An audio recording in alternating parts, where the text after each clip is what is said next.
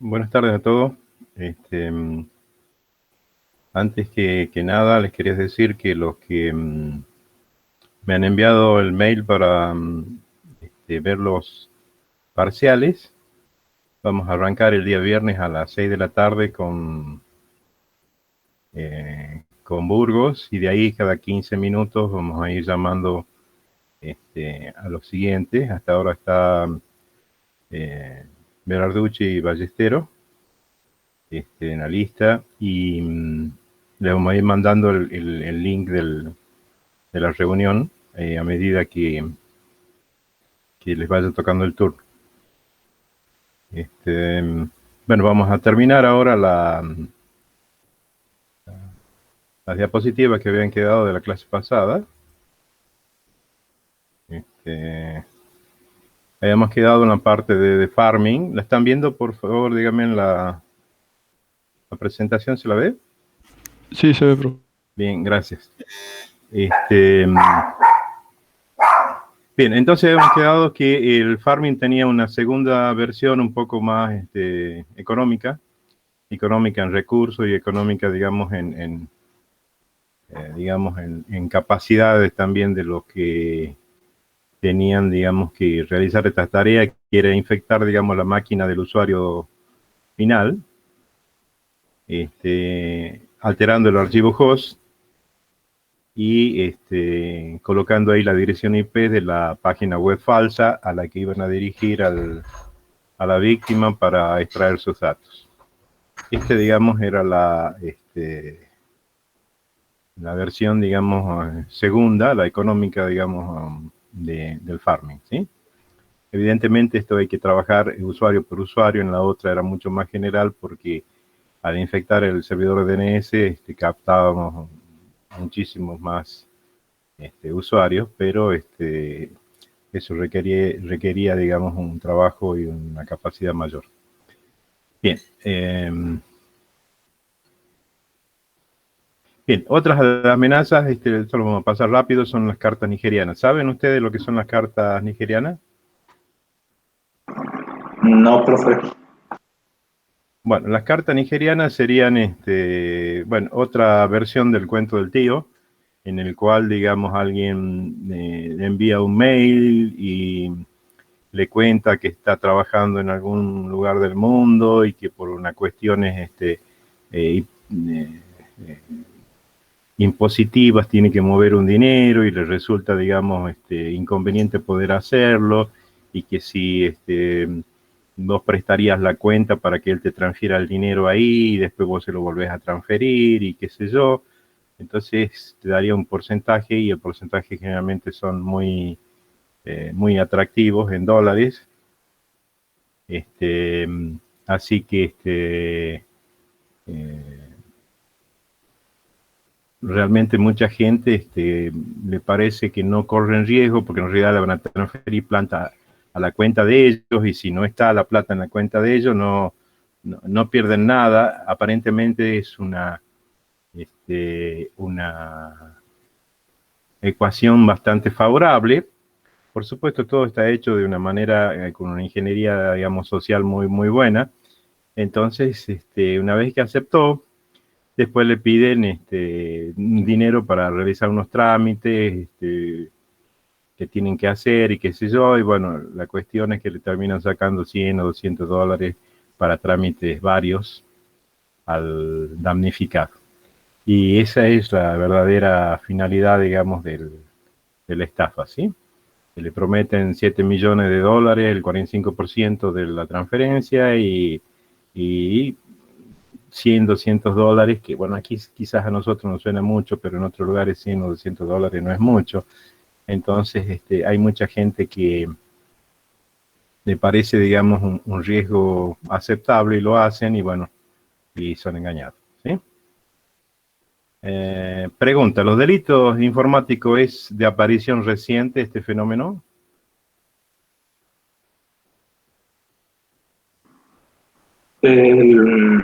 Los delitos, o sea, la tipificación de los delitos se me ocurre que sí, pero la práctica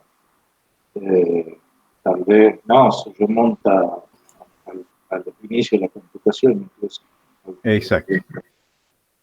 Prácticamente casi a los inicios de la computación, y quizá podríamos decir que bien a los inicios, porque el delito informático, fíjense que está tipificado también con interferir con redes de comunicación. O sea que las redes de comunicación son anteriores a la informática. Entonces ya estaríamos en presencia de un delito, en principio un delito informático, ¿sí? Y vamos a ver un caso emblemático que es el phreaking, que es la modalidad más antigua de los ciberdelitos, que consistía en ingresar de manera clandestina, digamos, a las llamadas, a las redes telefónicas, para hacer llamadas gratis de larga distancia. Lo que están en la otra materia ya lo hemos visto al Capitán Crunch, pero bueno, aquí lo vamos a hacer un repaso rápido como para que quede un poquito de idea. John Draper, o el Capitán Crunch, este personaje, digamos, fue emblemático, fue el primer, digamos, phreaking, digamos, de la historia. Trabajó con Stephen Hobb. Él le enseñó a hacer, digamos, un elemento con el cual financiaron, según dice la historia, a la empresa Apple, ¿no? Bueno, ¿qué descubrió Draper? Con un amigo de él que era no vidente, que era músico, descubrió que cuando uno estaba por hacer una llamada telefónica, una vez que ingresaba las monedas y el canon establecido para la llamada, mandaba un sonido de una determinada frecuencia y eso habilitaba la llamada a larga distancia.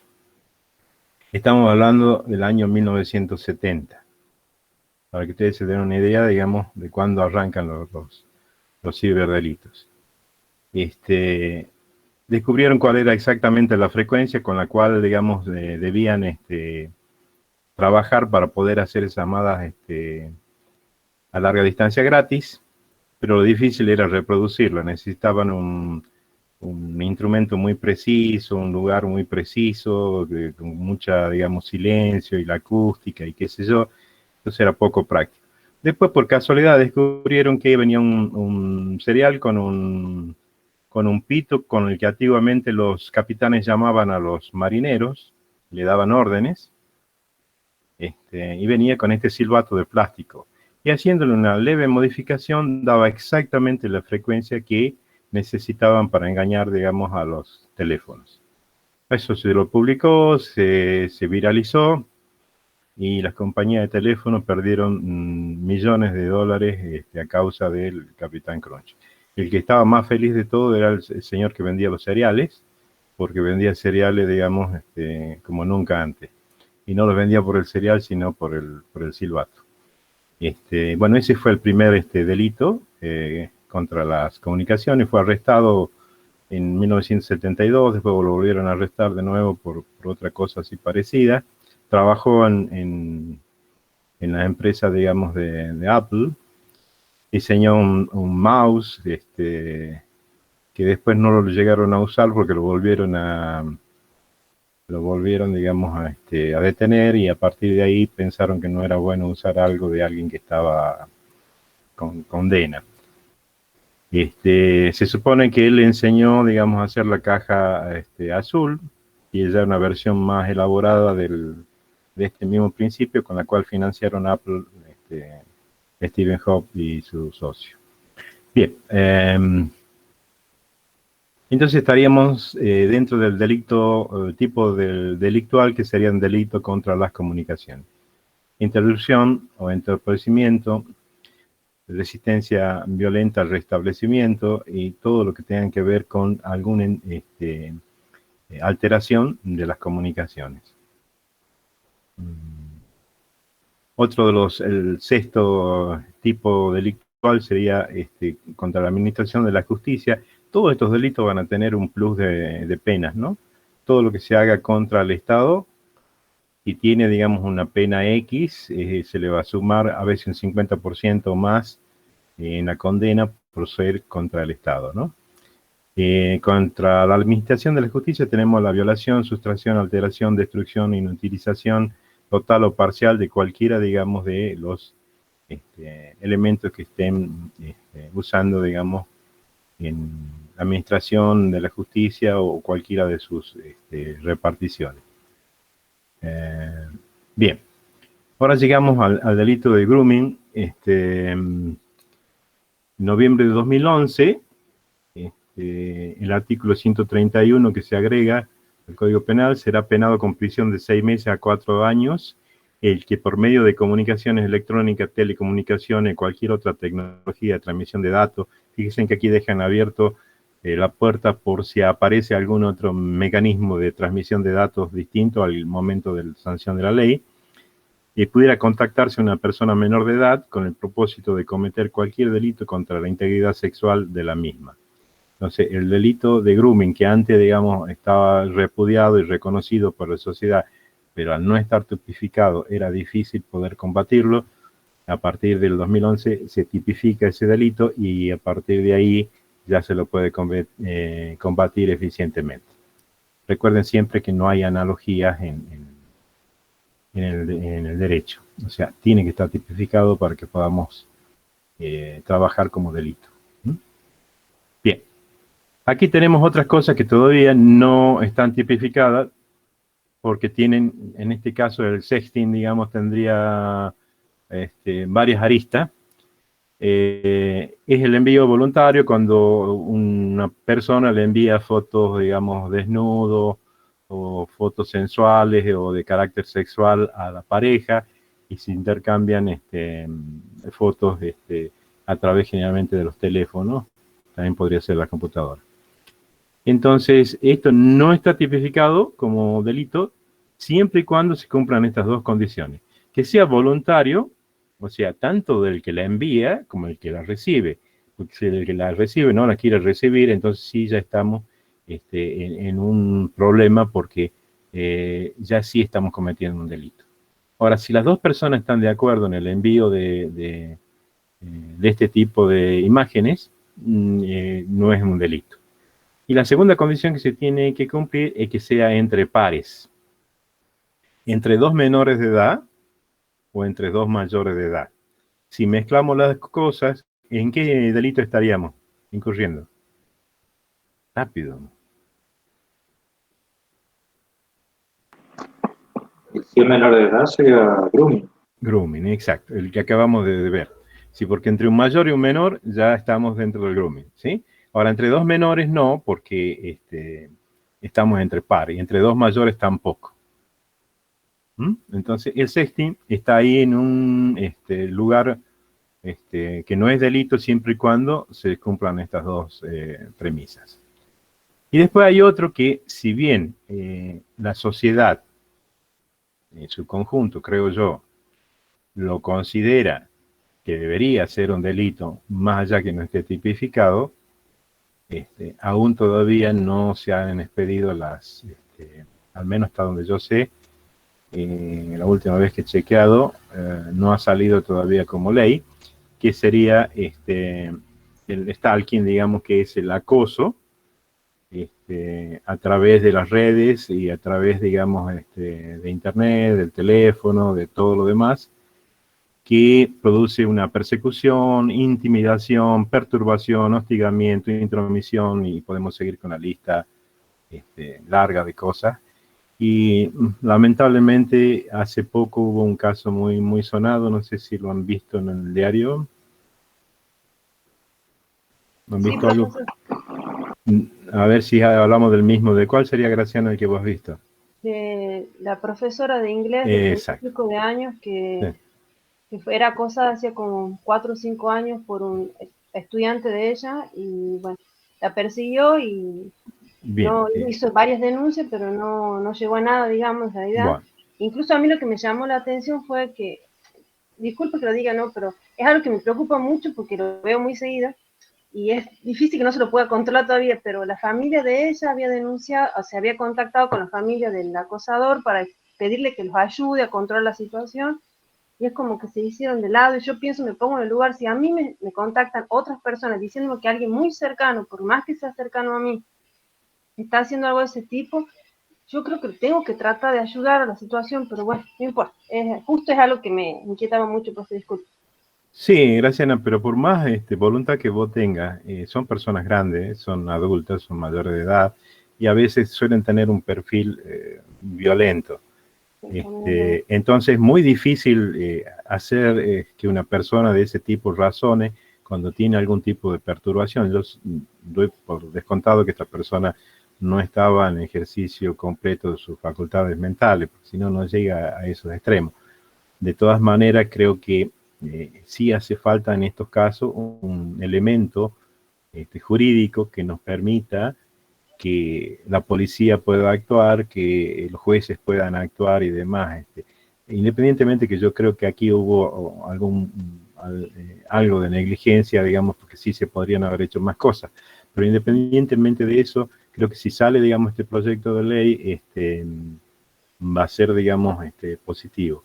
De todas formas, el acoso de este personaje a esta chica iba un poco más allá del tema de las redes, también era a nivel personal, o sea que sí se podría haber O sea, no buscado. entraba solo el stalking, digamos, sino Sí, que exacto, sí, era más complejo y que sí se podría en otros aspectos haber puesto un perímetro de restricción, qué sé yo, la tobillera esa que le suelen poner a las personas, etcétera, etcétera.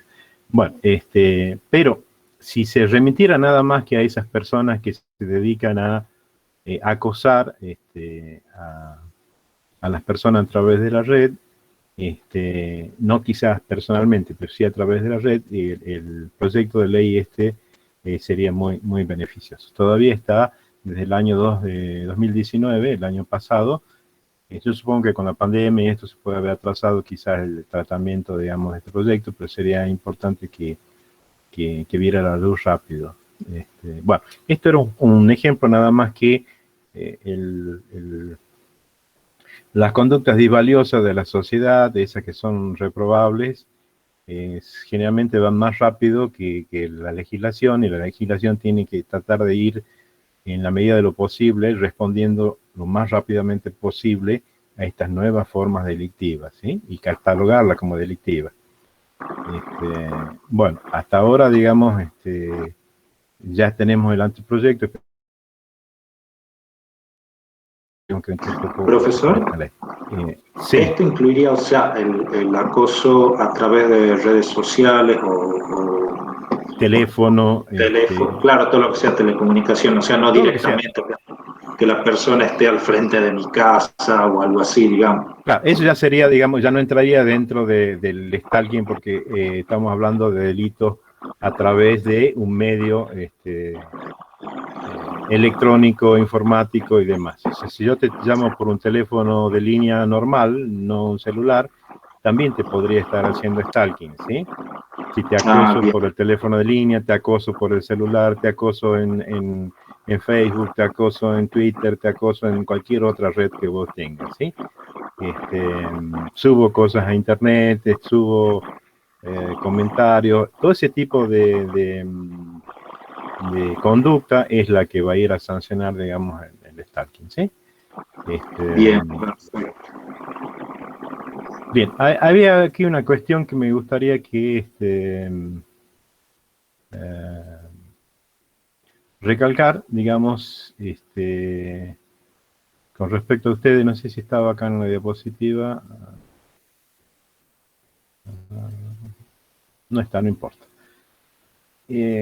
Más allá de los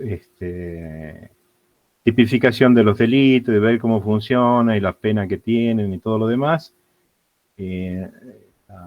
la visión que quiero que les quede es de ustedes estando en dos roles distintos. El rol de un ciudadano común, al cual, digamos, cualquiera de estas cosas los puede llegar a afectar, directa o indirectamente a un hijo o una hija con el grooming o con cualquier otra cosa. Y sí, quiero también una mirada desde el profesional de la informática. ¿Por qué? Porque cada uno de estos delitos, y por eso nos hemos tomado quizá un poquito más de tiempo en el tema de los virus y demás, de cómo proceden, van a ser, digamos, las responsabilidades que van a tener ustedes cuando estén a cargo de la seguridad informática de algún elemento de donde lo hayan puesto, de de una empresa, de una repartición, de lo que sea. En algunas cosas tendrán que tomar medidas tecnológicas.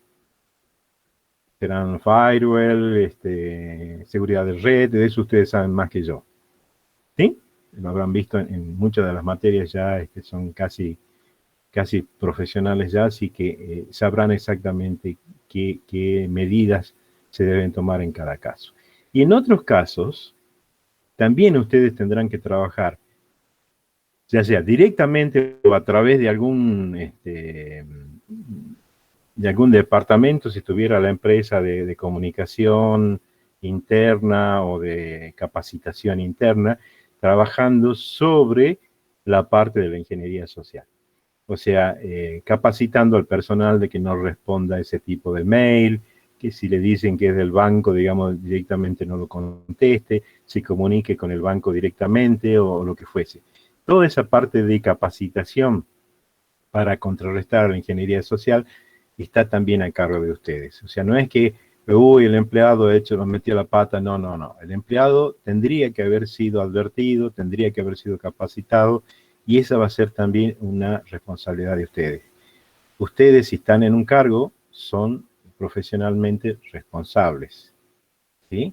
Y dependiendo en qué relación de dependencia estemos, si va a ser relación como empleado o estamos haciendo locación de obra, las consecuencias pues, patrimoniales para un error de esto que arroje pérdidas millonarias a una empresa, le puede arrastrar todo el patrimonio a las personas que están a cargo si se prueba que hubo negligencia. Entonces no es que yo soy un ingeniero civil, construyo un puente, se cayó el puente, bueno, no importa, mira, sí, cometí un error, ya está. No. Todas acciones, si se prueba, digamos, la negligencia o la incompetencia, lo que sea, hay que responder por ellas, tanto civil como penalmente. Bueno, eso más que nada es lo que... ¿Alguna pregunta de esto si ya pasamos al nuevo tema? No, por ahora no, profe.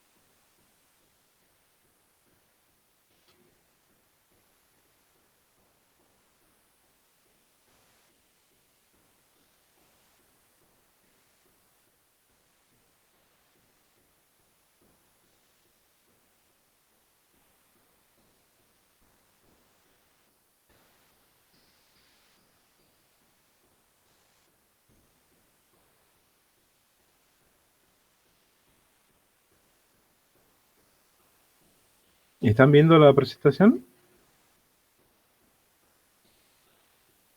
Sí, profe. Sí, sí. Bien, gracias.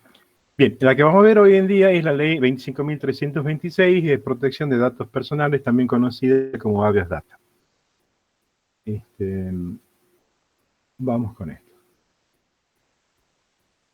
Bien, el artículo primero de la ley, que habla del objeto, dice: la presente ley tiene por objeto la protección integral de los datos personales asentados en archivos, registros, banco de datos u otros medios técnicos de tratamiento de datos, sean estos públicos o privados, destinados a dar informes para garantizar el derecho al honor, el derecho a la intimidad de las personas, como así también el acceso a la información que de las mismas se registre de conformidad a lo establecido en el artículo 43 del párrafo tercero de la Constitución Nacional. Entonces, fíjense en que ya la ley está haciendo mención a algo que está muy por encima de ella, que es ¿qué es lo que está por encima de la ley?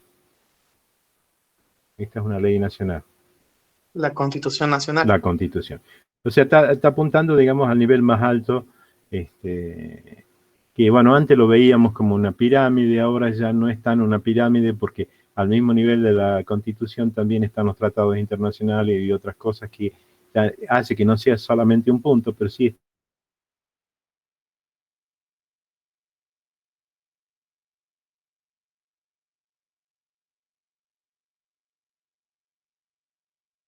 párrafo tercero, y si toda persona podrá interponer una acción para tomar conocimiento de los datos a ella referidos y la finalidad que consten en los registros o bancos de datos públicos o los privados destinados a proveer informe y, en el caso de falsedad, discriminación, para exigir la supresión, rectificación, confidencialidad, actualización de aquellos.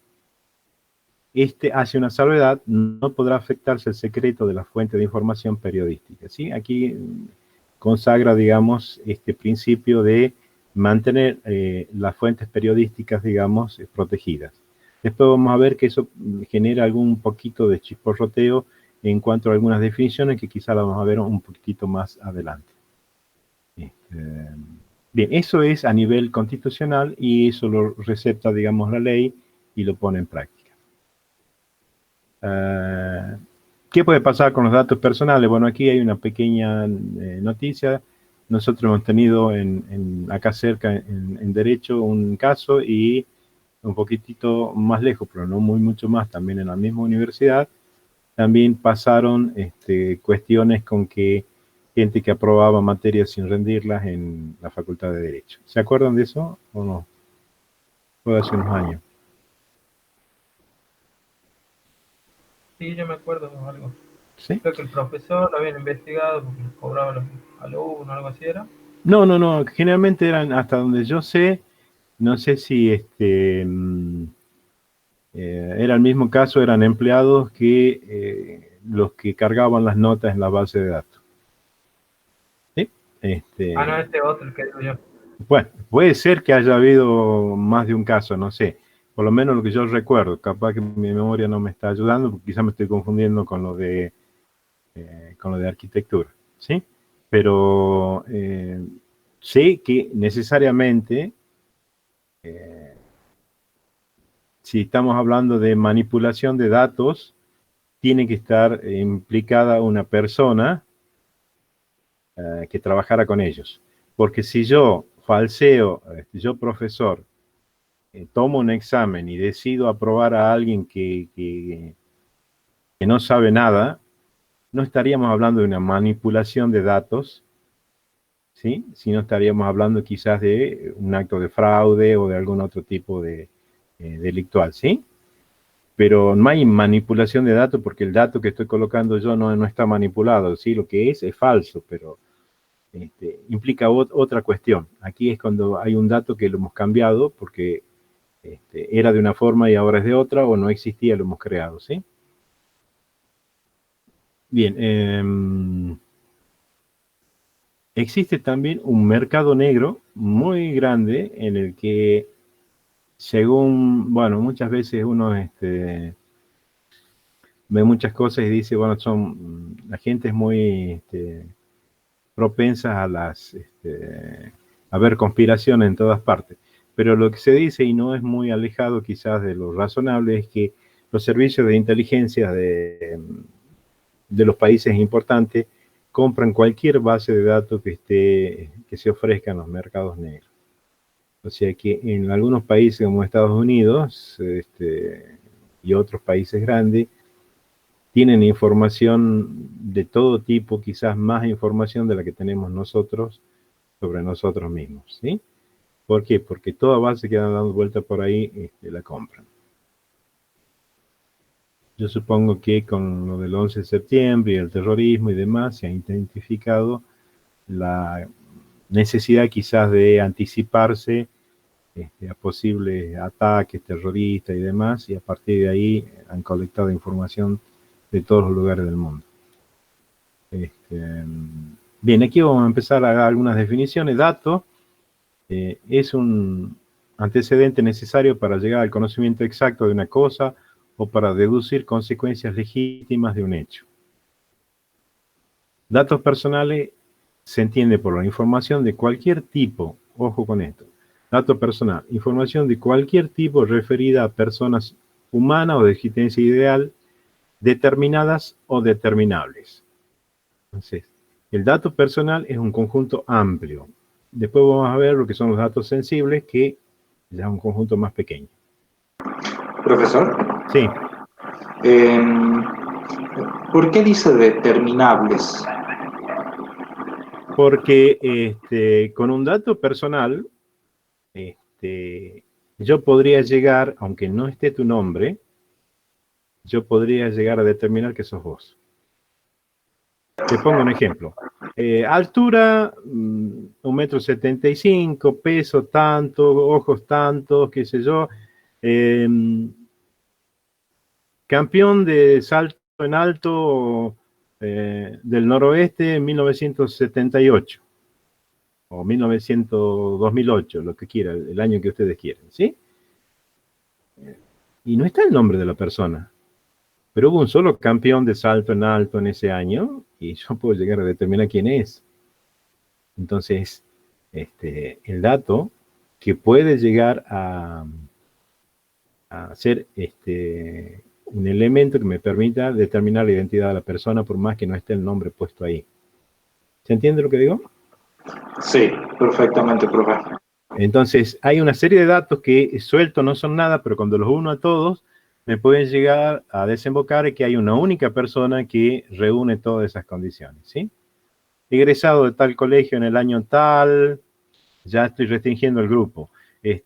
Fue presidente del club de bocha, y presidente de, no sé, la comisión de automovilismo en no sé dónde, integrante de la comisión de no sé qué, y cuando voy entrecruzando todos esos datos, resulta que queda una única persona que reúne todas esas condiciones. Entonces, esos datos, si bien no tenían tu nombre, permiten determinar quién sos.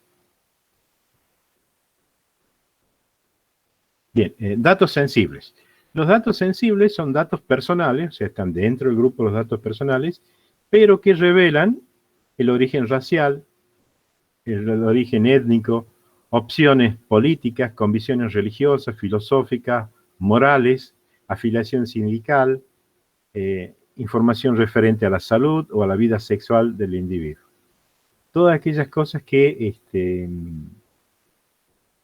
en muchos casos, me parece quizá un poco extremo lo que diga, pero que se ventilen esos datos puede llevar a perder la vida de las personas.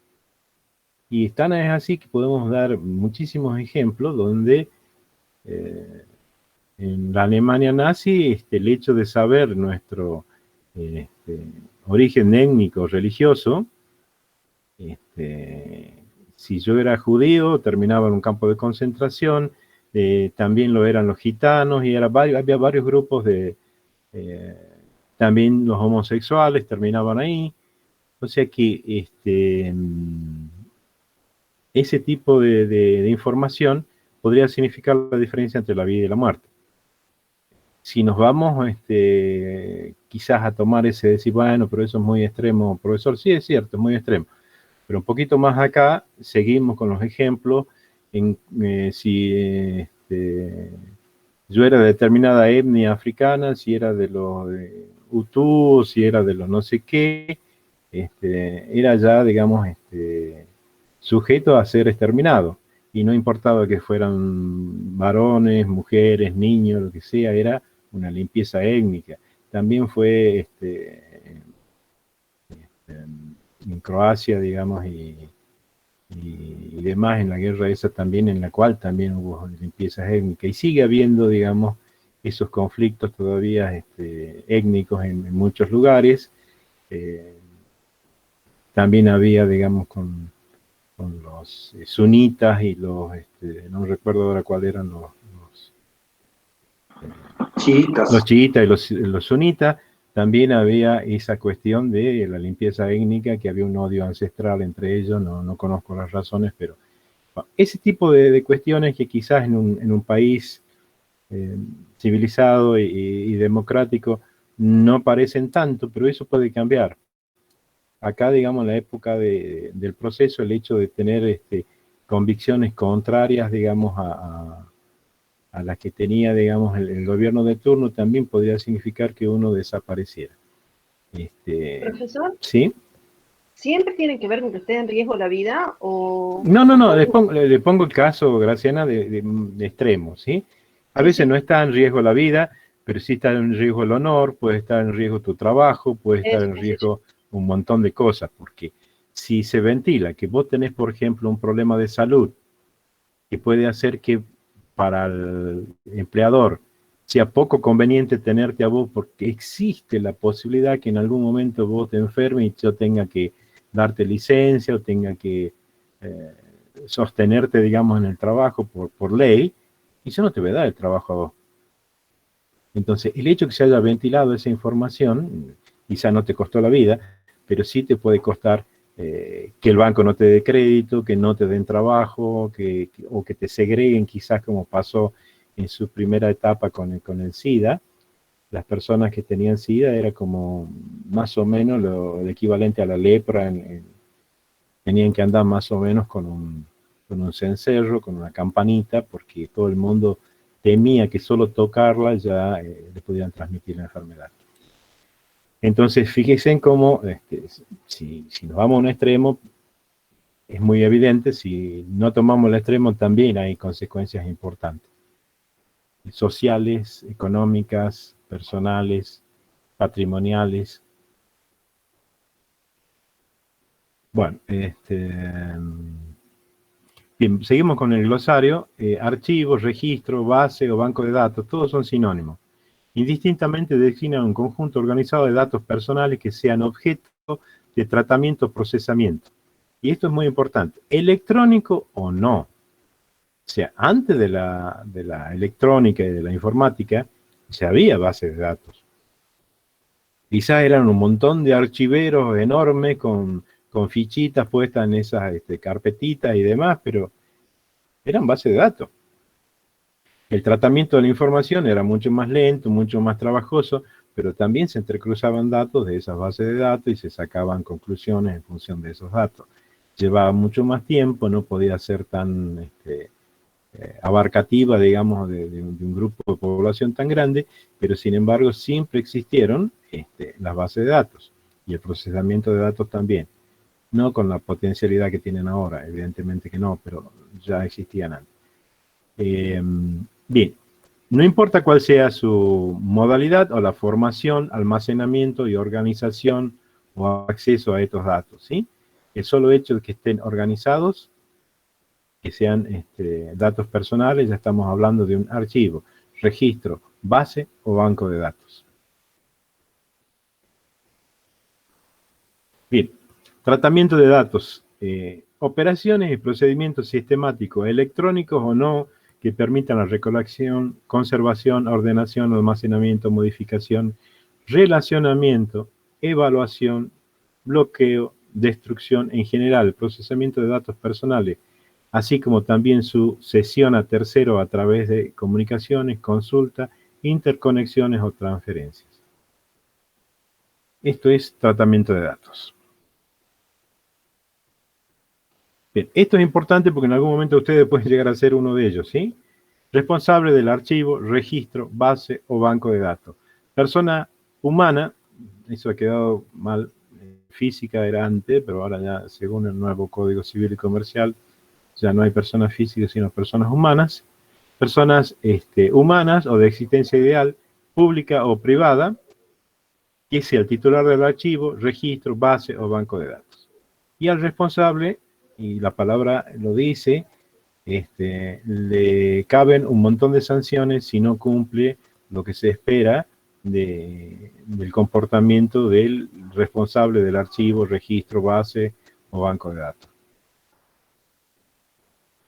Titular de los datos es la persona humana o persona de existencia ideal, con domicilio legal o delegaciones o sucursales en el país, cuyos datos sean objeto del tratamiento al que se refiere la presente ley. O sea, el titular es la persona de la cual se han recolectado los datos.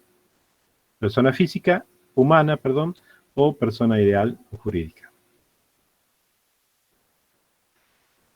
Usuario de los datos es toda persona pública o privada que realice a su arbitrio el tratamiento de datos, ya sea en archivos, registros o bancos de datos propios o a través de una conexión con los mismos. O sea, aquel que manipula los datos y los usa con algún fin.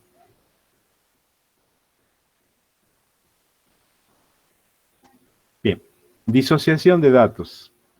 Bueno, de esto es lo que hablaba un poco cuando preguntaba Germán, ¿qué es eso de determinable? Bien, la idea es que cuando nosotros por alguna razón debamos compartir datos que tengan información sensible, ¿cuál sería esta razón? Por ejemplo, queremos hacer un estudio estadístico del impacto del SIDA, teniendo en cuenta las situaciones económicas, sociales, lugares de residencia, etcétera, etcétera, etcétera. Entonces, podemos tomar los bancos de datos que existen en las instituciones públicas sobre los enfermos de SIDA, pero tenemos que tener especial cuidado de darle un tratamiento de tal manera que queden los datos necesarios para que esa estadística o ese estudio se pueda realizar, pero estén totalmente disociados. ¿Qué significa esto? Que por ningún mecanismo yo pudiera llegar al nombre de la persona de la cual se han tomado esos datos, o al enfermo del cual se han tomado los datos. ¿Se entiende esta parte? Sí, profe. Yo puedo decir, era de tez blanca, tenía tantos años, tal instrucción terciaria, supongamos, vivía en tal zona, pero que uniendo todos esos datos de ninguna manera puedo determinar que era Juan Pérez el enfermo de SIDA. Entonces, Es parecido a lo que hicieron cuando han comenzado los casos de COVID, que al principio publicaban mucha información de la gente y después ya era menos lo que compartían de los contagiados. Claro, porque es información sensible. La información de salud es información sensible. Entonces, hay que tener mucho cuidado cuando se manipula con eso.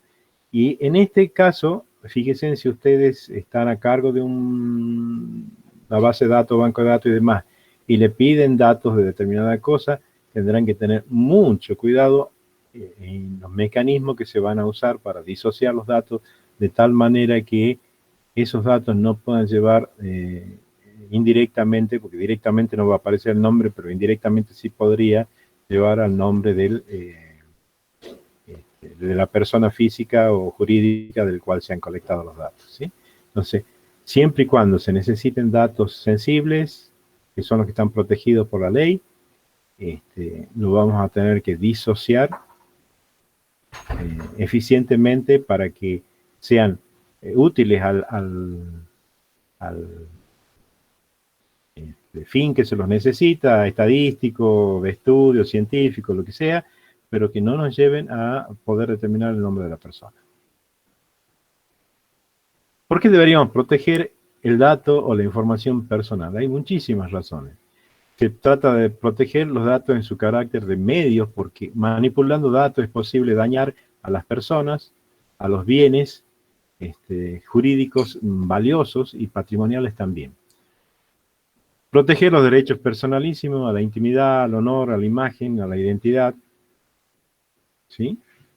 Y, como les decía, hay muchas consecuencias que pueden llevar incluso hasta perder la vida, y consecuencias muy severas en lo patrimonial, en lo social, discriminación, etcétera, etcétera.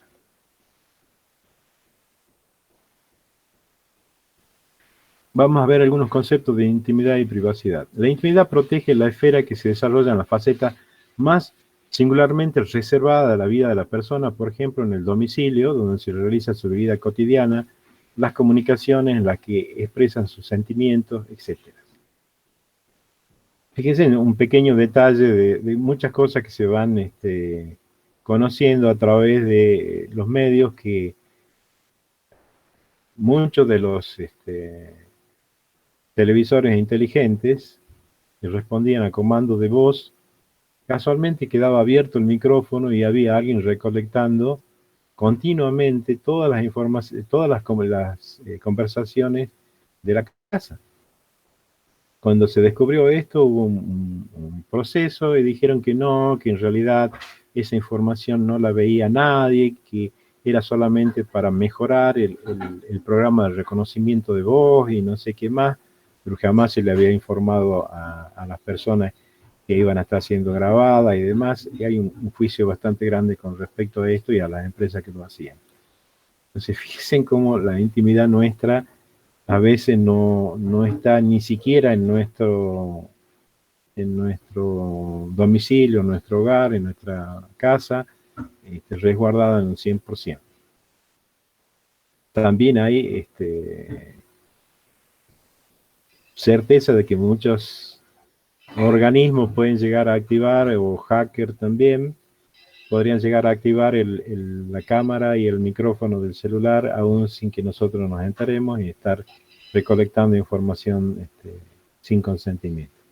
Profesor, sí. Una pregunta. ¿Siempre tiene, o sea, referido a intimidad en la privacidad de la persona, o por ejemplo puede ser en un ascensor o algo así? Ya no, bueno, ¿no? En lugares públicos, digamos, no podés estar garantizando intimidad. ¿Sí?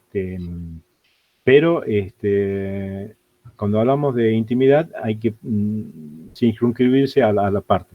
Cuando hablamos de privacidad, constituye un conjunto un poco más amplio, más global de la faceta de la personalidad, que si bien aisladamente pueden parecer insignificantes, cuando las entrecruzamos, ¿sí? Y podemos llegar a producir, ya vamos un poquitito más adelante en una diapositiva, un perfil de esa persona, dependiendo con qué fines se use, puede ser realmente muy, muy dañino, ¿no?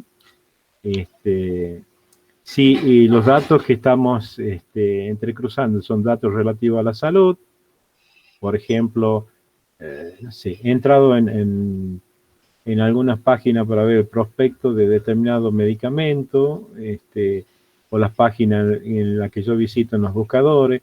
Todos esos elementos por sí solos no hacen nada. Cuando los juntamos, sí podemos llegar a determinar un perfil, ¿sí? El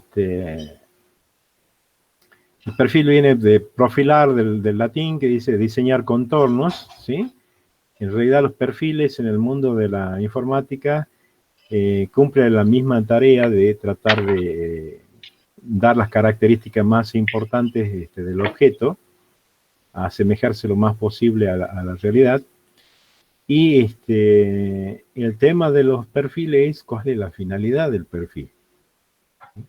Hay perfiles de los más diversos. Perfiles psicológicos del comportamiento criminal. Ustedes habrán visto, hay un montón de series en las cuales hay grupos especializados que trabajan con el perfil de los criminales, el perfil de funcionamiento, digamos, en cuanto al consumo, etcétera, etcétera, ¿sí? Habían logrado determinar en un determinado lugar que era costumbre, por ejemplo, que las mamás con hijos chiquitos se tomaran un día libre, una noche libre, entonces quedaban los papás con los bebés y ellas salían con las amigas a tomar un té o lo que fuese. Entonces, los supermercados, viendo el patrón de consumo que había, que veían que, haciendo minería de datos, por supuesto, descubrieron que había un consumo muy alto en esos días de cerveza y de pañales. Y lograron determinar porque eran que los papás se quedaban solos en la casa, entonces los pañales no le podían faltar y la cerveza era como para pasar, digamos, mejor esas horas que tenían que hacer de mamá y de papá. Entonces, ¿qué hicieron? Ponían los pañales cerca de la cerveza.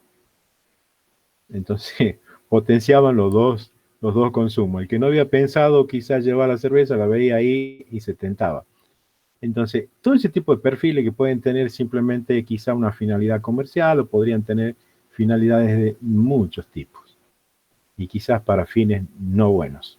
Entonces hay que tener mucho cuidado porque las informaciones sueltas no dicen nada, pero cuando yo las junto, si quisiera hacer un perfil quizás para delinquir y saber en qué momento voy a ir, digamos, a atacar una casa, a robar o a hacer algo, quizás con toda esta información yo puedo dar un perfil de lo que sea. ¿Sí? Hay muchas finalidades para las cuales se pueden usar los perfiles y por lo tanto hay que tratar de resguardar, porque a nadie le importa si yo he comprado 3 latas de atún o he comprado no sé, una pasta dental de tal marca. Parece inofensivo, digamos, la lista de compras del supermercado, pero si unimos todos esos datos, nos pueden dar mucha información de los usuarios. El tema no solo la información, sino para qué la van a usar, ¿sí? Sí, hubo un caso de que una tienda en Estados Unidos, por el perfil, por las cosas que compraba una chica que era adolescente, se dio cuenta de que la chica estaba embarazada y antes de que le cuente a los padres incluso. O sea, a través de sus datos de navegación y todo, la tienda comercial online se determinó de que estaba embarazada y todavía ni los padres se habían enterado. Y sí, si vos vas a una farmacia y compras un Nevatés, y vas a otra parte y consultas una página sobre embarazo y unís todos esos datos y bueno, 2 más 2 da 4, no hay mucho para... Solos, ninguno de ellos, porque lo podría haber estado comprando el Nevatés para una amiga, para alguien más, pero cuando vos unís todos esos datos te vas a llegar, digamos, a esa conclusión y a muchas otras, ¿no? Los datos sueltos que uno deja en las redes sociales, bueno, esto ya a nivel personal, hay que tener mucho cuidado con las cosas que uno publica, porque todo eso constituye, digamos, un elemento que puede ser usado simplemente con un fin noble, como de conocer qué está haciendo mi amigo, en qué anda y demás, o puede ser usado con otro tipo de fines, ¿sí? Y ese tipo de cosas, digamos, hacen que después uno se pregunte cómo llegan a determinada información la gente, y simplemente porque no cuidamos nuestra intimidad. Porque el ejemplo que le pongo del televisor es muy extremo, ¿sí? Lo han dejado abierto y está escuchando constantemente, sí, bueno, podemos. Pero hay algo que en derecho se conoce como que nadie puede usar a favor de él como una excusa en un juicio la propia estupidez. ¿Sí? O sea, nadie nos excusa de la propia estupidez. Y nosotros al momento de instalar, por ejemplo, aplicaciones para el teléfono, nos dicen, vamos a hacer uso de sus fotos, de sus archivos, de esto, de lo otro, lo vamos a saludar al perro, y nosotros decimos, sí, está bien. O sea, no hemos necesitado que violen nuestros derechos, nosotros lo hemos entregado alegremente a nuestra intimidad, a toda nuestra privacidad se la ponemos al servicio de no sabemos quién ni para qué. Entonces, tengan en cuenta eso. No es solamente combatir contra el delito del robo de información, también hay que combatir contra la propia actitudes a veces negligentes, podríamos decir, o quizás sin tener en cuenta a qué nos estamos exponiendo al compartir toda la información de nuestro teléfono, que prácticamente el teléfono hoy es casi un elemento central en la vida de casi todas las personas, porque todo el mundo anda con el teléfono, la información más importante la tienen en el teléfono, información personal y a veces hasta íntima, entonces, alegremente la cedemos. ¿Se han puesto a pensar en eso ustedes? Simplemente, ¿por qué? Porque no queremos pagar $5 o $3 que cuesta la aplicación de pago, entonces bajamos la gratis, y ahí le pongo 2 comillas al gratis, ¿sí? Porque no hay nada gratis. Lo pagamos de otra manera. ¿Lo pagamos con qué? Con los datos que ellos van a vender nuestros. Entonces hay que tener cuidado con lo que uno hace. Y si lo hace, bueno, al menos que tenga conciencia de lo que está haciendo. Porque a veces lo hacen sin pensar realmente a qué nos estamos exponiendo. Bueno, esto era a nivel así extracurricular, ¿no? Bien. Bien. La legislación tiende hacia la protección. Sí, gracias. La pregunta es como cortita nada más. Estaba relacionando con algo de... Vio que en los sistemas están los CRM, o que son justamente para mejorar la atención al cliente y demás, y habitualmente se busca obtener información de nuestros clientes, yo pensando de nuestro cliente, y con eso se toman estrategias y demás, se hacen estudios y demás, porque todo es para mejorar la atención al cliente. En ese caso, cuando el cliente provee esa información, que lo hace de consentimiento, igual está cuidado por la ley de Habeas Data, digamos, o ¿se me entiende? O capaz que estoy confundido. No, Graciela. El tema es que si vos le estás dando permiso a alguien que use tus datos, ajá, le estás dando a alguien permiso para que compartas tus datos, y eso sería el consentimiento. Hay que ver a qué estás consintiendo. Okay. Eso te tendrían que informar. Al momento de colectarte los datos, ya sea por el medio que sea y para el fin que sea, te tendrían que decir, señorita fulana de tal, o señora fulana de tal, usted está cediendo sus datos para tal fin. El destinatario de los datos va a ser el banco tal, que está a nombre de fulano de tal, cosa que vos puedas ver después que es el recolectado de vos, vas a tener el derecho a ver si los datos que están ahí son fidedignos o no, si se van a poder, digamos, transferir esos datos o no. Muchas veces la gente da un consentimiento sin leer exactamente nada a lo que está consintiendo. Entonces, si vos das un consentimiento, después no te podés quejar de que tus datos andan dando vueltas por distintos lugares, porque vos has consentido en que se compartan esos datos. Entonces, los datos yo los puedo colectar, pero le tengo que informar acabadamente al cliente qué datos, para qué, quién lo va a tener, si va a quedar, digamos, contenido en esa base de datos o se va a compartir con otros, con qué fines lo voy a compartir, etcétera, etcétera, etcétera. La mayoría de las veces, la información que recolectan ni siquiera le informan para qué, ni quién la tiene, ni quién es el responsable de la base de datos, ni dónde está, ni cómo se llama, nada. A veces se la hace de una manera bastante poco transparente, muchas veces engañosa, así que hay que tener mucho cuidado.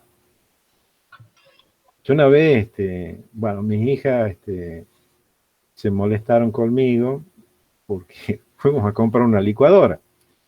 Entonces, al momento de hacer la boleta me piden nombre, DNI, domicilio. Hasta ahí estamos bárbaros. Pero ya cuando empiezo a preguntar el nombre de mi papá, el nombre de mi mamá, el nombre de mi esposa, el nombre de no sé qué, fecha de casamiento, no sé cuántas cosas más. Entonces le dije, vengo a comprar una licuadora. Los datos que te voy a dar son los datos que vos necesitas para hacer la boleta, nada más. Y bueno, entonces no te puedo hacer la boleta, y bueno, no me vendan la licuadora. Era más o menos esa la postura, porque pareciera ser que los datos que piden son inocuos. En realidad no tienen derecho a pedir más datos de los necesarios para el fin para el cual lo están colectando. Entonces, esos datos tienen que ser voluntarios. Yo se los quiero dar, se los doy. Si no se los quiero dar, no se los doy. Pero me tienen que informar para qué lo están recabando, quién lo va a tener y todo lo demás. Muchas veces este tipo de cosas se hacen por costumbre, muchas veces por no pasar ese mal momento que quizá mis hijas me decían, oh papá, pero he hecho mucho lío por nada. Para mí no me parecía que era por nada, a ellas sí lo veían de otra manera. Bueno, son puntos de vista, ¿no? Y yo creo que uno tiene que ser cuidadoso de sus propios datos, porque después no hay forma de quejarse cuando uno los cede voluntariamente. Bien, entonces no sé si quedó claro, Graciana, el concepto. Sí, profesor, porque yo estaba pensando, porque a veces yo trabajo y tengo un cliente, y mi cliente me pide que yo desarrolle un sistema y de algún modo ese sistema obtiene datos de sus clientes, ¿se entiende? Como que una empresa obtiene datos de sus clientes, y yo como desarrolladora estoy desarrollando esa aplicación que a la larga está obteniendo datos de esas personas, y nunca he contemplado todo esto de que exista como esa capa, que exista justamente esta información y que exista demás. ¿Se entiende un poco? Sí, si vos lo querés colectar a los datos de manera legal, tenés que informar al cliente qué datos le estás pidiendo, para qué se lo estás pidiendo, quién lo va a tener y todo lo demás. Esa información tiene que estar, y tiene que estar de una manera clara. Perfecto. De una manera legible, ¿sí? Y tenés que pedir los datos, ya lo vamos a ver esto en el transcurso de la diapositiva, los datos necesarios para lo que el fin que vos estás buscando. No excederte en pedir más datos de los que sean necesarios para el fin que vos estás colectando los datos. Evidentemente que siempre al cliente, cuanto más datos tenga, más posibilidades de hacer perfiles de consumo, mejor le va a parecer. Pero también hay que buscar ese equilibrio en que no se vulneren los derechos de los usuarios, ¿sí? Hacia la protección, la ley va a tomar, por supuesto, el artículo 43 de la Constitución, la ley 25.326, los decretos reglamentarios, y crea la Dirección Nacional de los Datos, digamos, personales, para asesorar y acompañar, digamos, al usuario en todo lo que es la habeas data.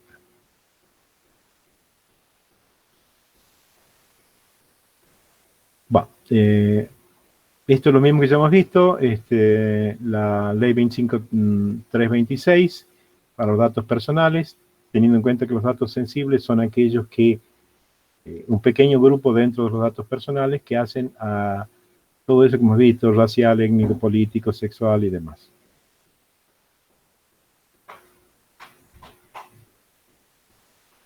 El principio es la prohibición de la recolección de datos sensibles. Datos sensibles, por más que el cliente quiera, no se los puedo pedir. ¿Por qué? Porque la ley no me faculta para eso. A menos que haya razones de interés general autorizadas por la ley, que sería el caso quizás de los organismos de salud y demás, finalidad estadístico-científica, pero ahí sí tenemos que disociar los datos. Asociaciones religiosas o sindicales pueden llegar a tener sus propios registros sin problema, pero son esos casos especiales. O sea, si yo pertenezco a una iglesia determinada que está reconocida, digamos, como tal, digamos, por la nación, yo puedo tener un registro de mis miembros. Si soy un partido político, también puedo tener un registro de mis miembros, y eso sería un dato sensible, porque la orientación política es un dato sensible, pero sí se les permite a esas asociaciones llevar lo de sus propios integrantes. Y esas son las excepciones.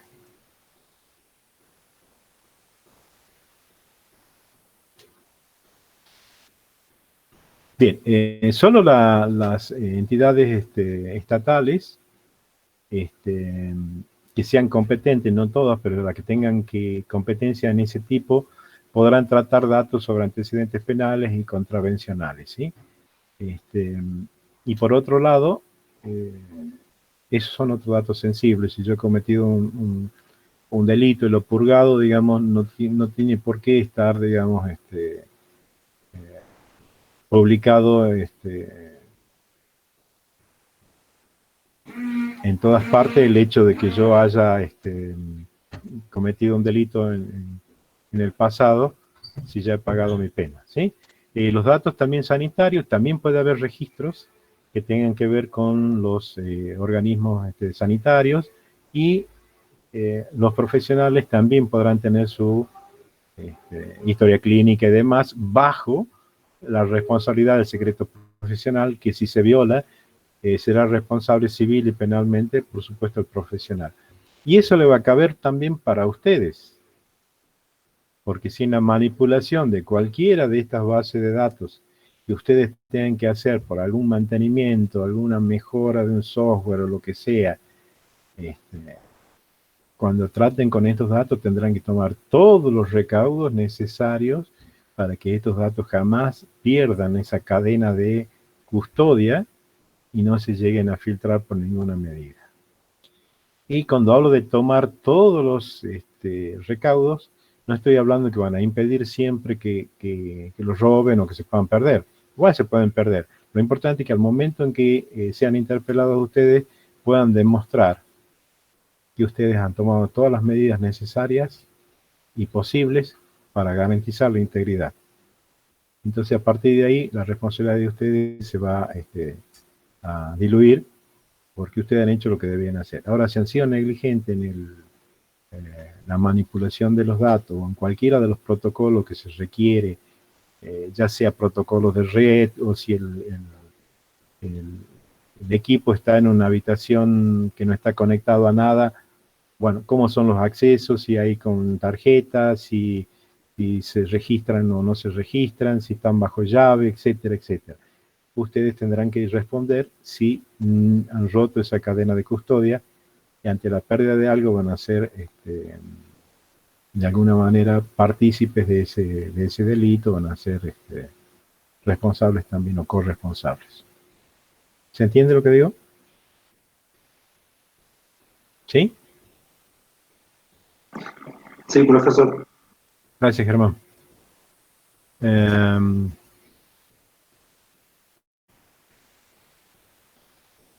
Carácter lícito de la actividad de formación de archivo. Tenemos que estar registrados, registrar nuestra base de datos, cumplimiento de los principios establecidos por la ley y que la finalidad para la que estamos colectando los datos sea una finalidad lícita.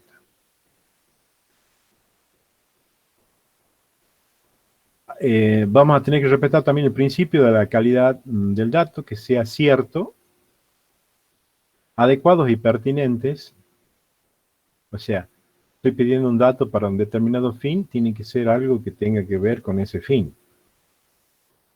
Preguntar el nombre del loro cuando estoy vendiendo una licuadora, no le veo, digamos, ninguna pertinencia o adecuado. ¿Sí?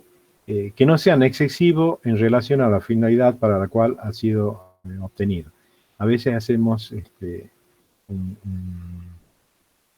una colección de datos que son demasiados para lo que se está buscando. Entonces eso también hay que tenerlo en cuenta.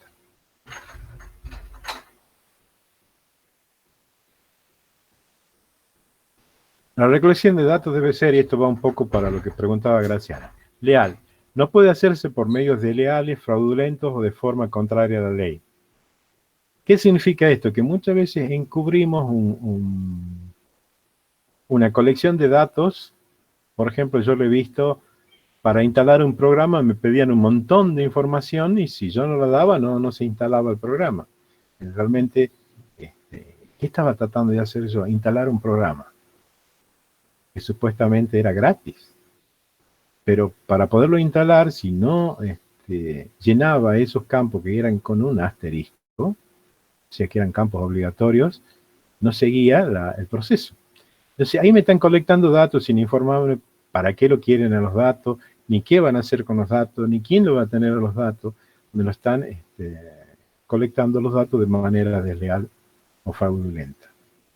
Y pues lo están encubriendo en una instalación de un programa, cuando en realidad lo que están haciendo es cobrarme ese programa con la futura venta de los datos que yo les estoy proporcionando. Ese programa gratis no existe. Me lo están cobrando de otra manera, que es después cuando vendan los datos. Bien, hay una finalidad específica para la cual estamos colectando los datos y no pueden ser utilizados con una finalidad distinta o incompatible a la finalidad descrita en la información que le proporcionamos al cliente al momento de colectar los datos. Debe contar con el consentimiento informado del titular del dato. ¿Qué significa esto? Que tiene que haber un consentimiento explícito del titular del dato diciendo sí, doy mi consentimiento para la recolección de datos, para la finalidad esta que se están especificando y para su transferencia en el caso en que quieran transferirlo y yo diga que sí, quiero que o acepto que los transfieran. Todo eso tiene que estar perfectamente explicado en un lenguaje desprovisto de tecnicismo o de cosas que sean poco claras para una persona que no sea, digamos, capacitada en lo informático o con base de datos. Pues si lo ponemos con palabras, digamos, muy técnicas, no se va a entender qué es lo que estamos diciendo, y muchas veces se busca eso, que no se entienda qué es lo que estoy diciendo. La idea es que esa información que se le da al cliente esté en un lenguaje simple, y lo puede entender cualquiera, aunque no sea informático. ¿Qué se hace conocer? La finalidad para lo que serán tratados los datos, la asistencia del archivo, la identidad del domicilio del responsable, cosa que yo después pueda pedir un informe si quiero, y ver qué está registrado ahí de lo que yo he dicho. Porque yo puedo haber dicho A y B y está registrado Z, Y. Entonces, tengo la posibilidad de poder constatar que esa información que está ahí es fidedigna. El carácter facultativo u obligatorio. Esto es muy importante porque ¿cómo lo vemos este carácter en el momento de colectar los datos? ¿Cómo se lo ve? Preguntas para ustedes. Ese es el asterisco que muestra. Exacto, el asterisco, ¿sí?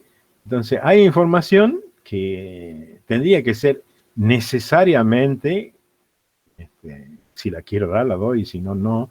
Y sin embargo, hay algunas veces que uno ve que está todo con el asterisco. Pregunten el nombre del loro y está con el asterisco, o sea que si no pongo el nombre del loro, no sigue. Entonces, eso también hay que aclarar muy bien qué es. Si usted quiere, me lo dice, si usted quiere, no me lo dice, y esto sí me lo tiene que decir. Entonces, la confección, digamos, de lo obligatorio, digamos, facultativo, tiene que ser clara y tiene que ser razonable. Consecuencia de la negativa a proporcionar o no proporcionar el dato, y qué pasa si yo doy un dato inexacto. La posibilidad de acceso, rectificación y supresión de los datos también se la tengo que informar. Usted tendrá la posibilidad de constatar, dirigiéndose al señor fulano de tal, domicilio tal, que el responsable del archivo podrá pedir un informe de los datos colectados a su nombre y se lo podrán mostrar y usted podrá ahí tener conocimiento, poder rectificarlo, poder suprimir lo que no esté bien. Todo eso tendría que estar en el consentimiento que se le informa al cliente. ¿Cuándo no se requiere consentimiento? Esto es importante. Cuando los datos se obtengan de fuentes públicas o de acceso irrestricto.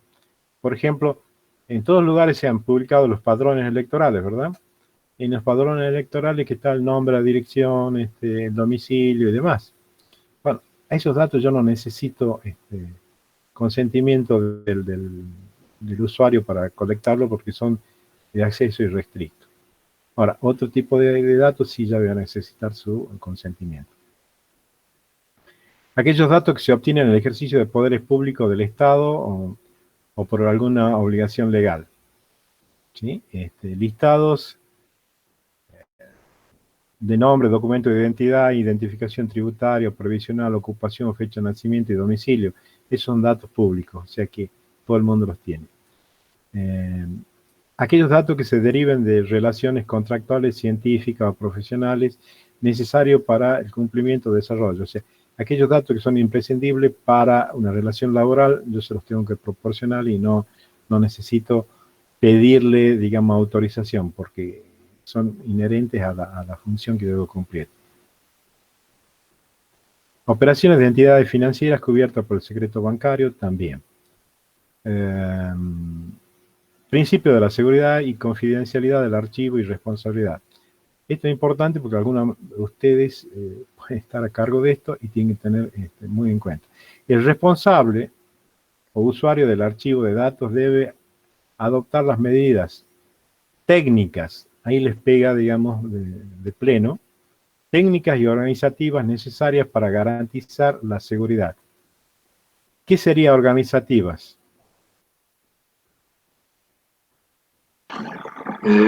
Supongo que tiene que ver con la parte de los recursos humanos. Exacto, o sea, si yo tengo un servidor que no está conectado a nada y tiene, digamos, la información, pero está en un lugar cerrado, entonces tendré que ver quiénes y cómo garantizo, digamos, que solo entren las personas autorizadas, en qué horario van a entrar, cómo va a quedar ese registro. Esa sería una parte organizativa que puede tener también un pie en lo técnico, porque lo podés hacer con quizás un lector de huellas digitales, lo podrás hacer con distintos tipos de mecanismos, o simplemente darle la llave solamente a las personas que tengan autorización. De todas maneras, independientemente cómo lo implemente, tendrás que tomar los recaudos para garantizar que tengan acceso solamente las personas autorizadas a ver y a manipular esos datos para garantizar la seguridad. Y si eso está a través de la red, tendré que sumarle todo el mecanismo, aparte de la parte de lo que hemos visto de la parte física de la localización del servidor, le tendré que sumar la parte de seguridad de red. ¿Sí? Con todos estos mecanismos, ¿yo voy a garantizar que no se robe nada? Y no. No. ¿Qué es lo que voy a garantizar? Que yo ya no, o sea, ya no soy responsable de lo que ha pasado, está más allá de cualquier previsibilidad, ¿no? Exactamente. O sea, la expresión estado del arte, ¿todo el mundo la entiende?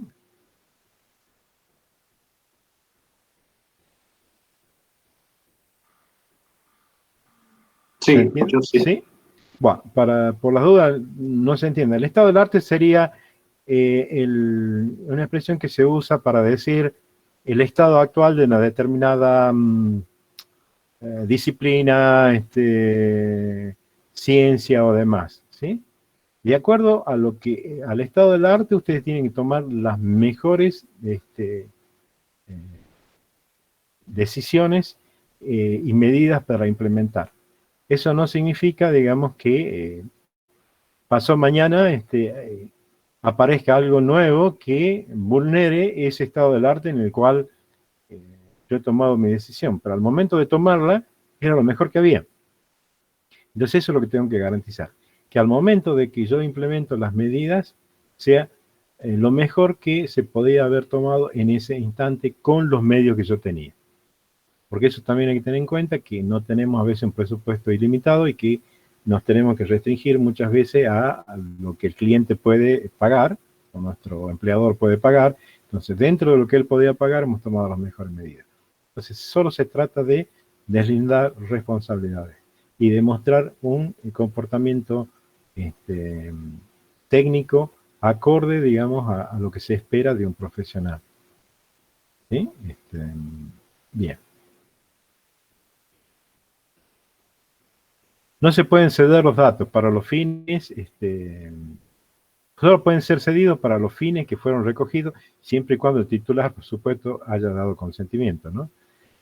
Con el consentimiento informado del titular sobre la finalidad de la sesión, identificando el sesionario con los elementos que permitan hacer cualquier, digamos, consulta después. El consentimiento que yo he dado para una sesión es revocable. Si en algún momento me arrepiento, lo puedo revocar y mis datos ya no se podrán, digamos, ser cedidos. Bueno, ¿cuándo no es necesario el consentimiento del titular? Cuando la ley lo dispone, artículo 26.5 de los informes crediticios, que ya quizá lo vemos un poquitito más adelante, cuando el consentimiento no es necesario para su recolección, o sea, si yo he tomado datos que eran libres, no necesito un permiso para cederlo, porque son datos que han sido recolectados de fuentes, digamos, públicas. Cuando se trata de dependencia del Estado para el ejercicio de sus competencias, a veces es necesario intercambiar información entre distintos organismos, cuando sean relativos a la salud y sean necesarios para la salud pública en una emergencia, el caso como ahora, el COVID y demás. Y siempre que sean disociados los datos. O sea, ese intercambio es bárbaro, pero siempre lo tenemos que disociar, sobre todo cuando sean datos sensibles. ¿Sí? La responsabilidad del cesionario es solidaria y conjunta con la del cedente ante los organismos de control y el titular de los datos. Ante un uso indebido de los datos, hay una responsabilidad conjunta del que los colectó los datos y los cedió y del que los recibió en cesión. Ambos podrán ser demandados por el titular o por los organismos de control sancionados. O sea que no es que yo lo he cedido y no sé qué ha hecho el cesionario, no, yo también soy responsable de lo que haga la persona a la que le he cedido. O sea que de alguna manera no me, o sea, la responsabilidad me va a continuar, digamos, y tendré que elegir bien a quién voy a ceder los datos o no.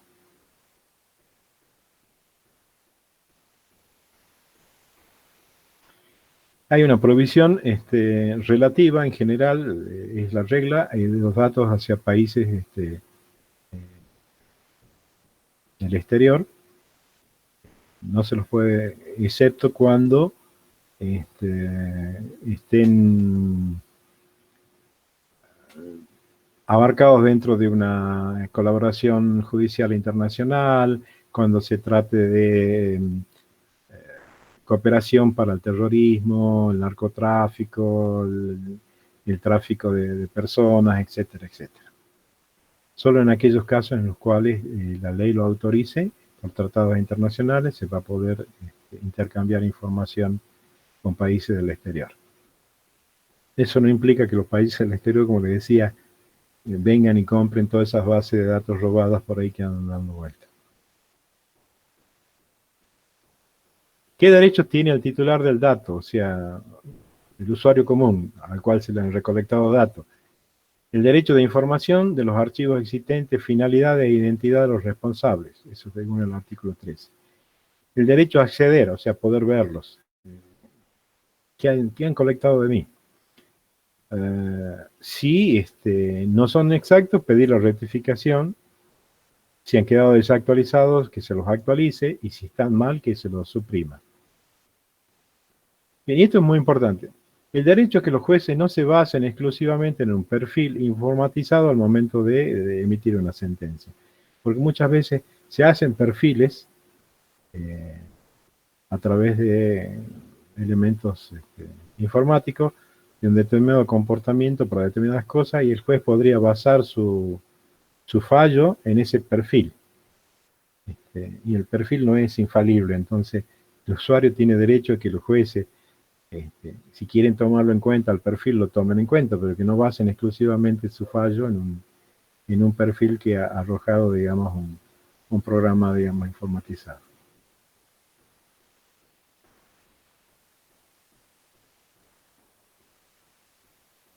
Bien, toda persona puede solicitar la información al organismo de control relativa a la existencia de archivos, registro, banco de datos personales, su finalidad, identidad, los responsables.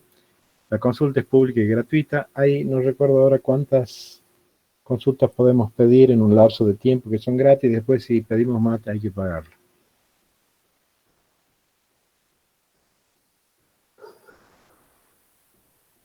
¿Quién tiene derecho? El titular de los datos tiene derecho al acceso a estos datos, o sus sucesores universales si ha fallecido, previa acreditación de la identidad y de su rango de sucesor, ¿no? O sea, de su carácter de heredero. Tiene derecho a solicitar y obtener información sobre datos personales, incluido en bancos de datos públicos y privados, destinado a dar informes. La consulta puede ser, es gratuita si lo hacemos en intervalos no inferiores a 6 meses, pero si hay un interés legítimo por el cual, o alguna razón para la cual lo debemos hacer, también podemos pedirlo, aunque no hayan pasado los 6 meses entre una solicitud de datos y otros. El titular de la base debe informar, tiene un plazo perentorio de 10 días corrido, desde que ha sido intimado. Está corrido ese periodo, ya queda librado la acción de habeas data, donde el Estado va a tomar cartas en el asunto para resguardar los derechos de quien está pidiendo el acceso a la información y no se lo da. Ya judicialmente se lo va a intimar. Cuando se informa qué datos hay en la base con respecto a determinado usuario, la información debe ser clara, exenta de toda codificación y acompañada de una explicación en lenguaje accesible. Amplia y versar sobre la totalidad de los registros. O sea, no solo le tenemos que informar de una partecita de lo que hemos recolectado, sino de todo. Si esa información, por alguna razón, involucra a terceros, jamás podríamos publicar la información de terceros, por más que tenga relación con la del interesado. Y resorte del titular, si la quiere recibir en medios de papel, electrónico o de cualquier otro tipo. Bien, esto es un poco lo que hemos dicho. Tiene derecho a que los datos sean correctos, si no son correctos que se corrijan, si ya están obsoletos que se supriman, etc.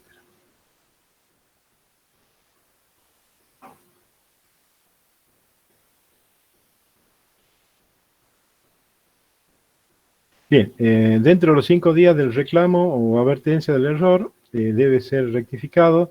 Si no es satisfecho, habilita la acción de protección, como ya entra, digamos, el Estado a tomar cartas en el asunto. Durante la verificación del error se procede al bloqueo de la información, o sea que si esa información es inexacta, no se siga, digamos, proporcionando hasta tanto se la corrija, ¿no?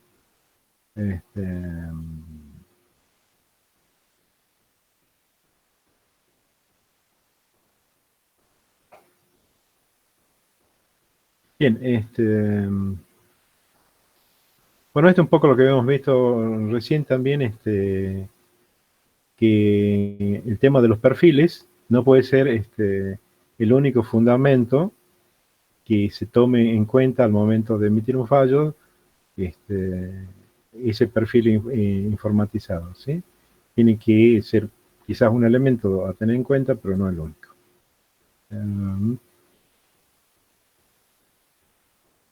Bien, aquí había una disquisición, es decir, la ley dice todos aquellos datos públicos privados destinados a dar informes. Entonces, aquellos que no están destinados a dar informes, ¿podría estar exento del habeas data? No. Por más que sean datos que no estén destinados a dar informes, también están alcanzados por la ley de habeas data, ¿sí? Bien.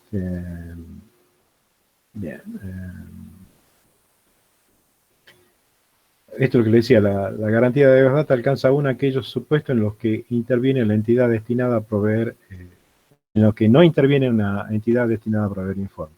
Aún así, los datos tienen que ser exactos, tienen que tener capacidad de rectificarlos si están mal y suprimirlos si son incorrectos.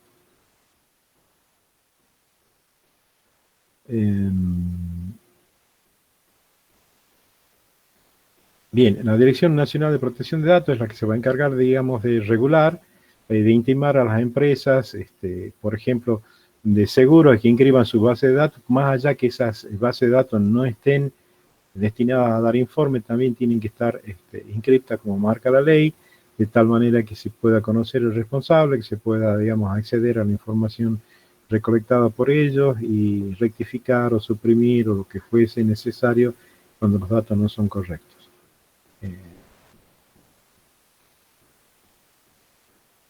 ¿Quién puede hacer este tipo de medidas de interponer una acción para tomar conocimiento de los datos?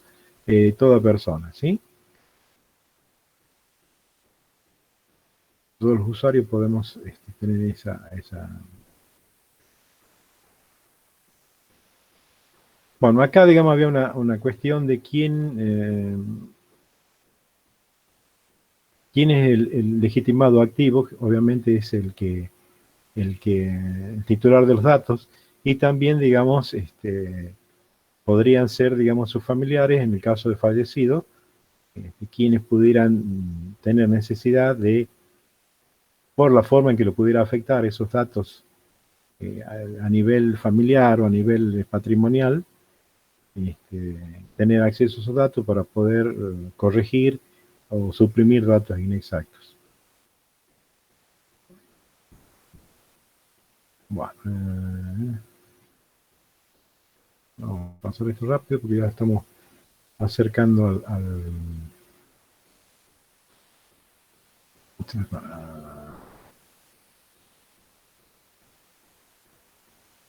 estos son unos fallos que después, si quieren, lo pueden ver. Esto sí me parece importante. Ustedes han visto que en el artículo 43 y párrafo 3 de la Constitución Nacional consagraba ese principio importante, pero dejaba, digamos, protegidas las fuentes periodísticas. Entonces, el problema era si a Internet cabía considerarlo como medio de difusión. Si la pregunta ¿es prensa Internet? Si es prensa, sus bases de datos estarían protegidas por la ley. Entonces no podríamos tener acceso a sus bases de datos. Entonces esa era una de las preguntas y de las disquisiciones que generaron ruido en su momento.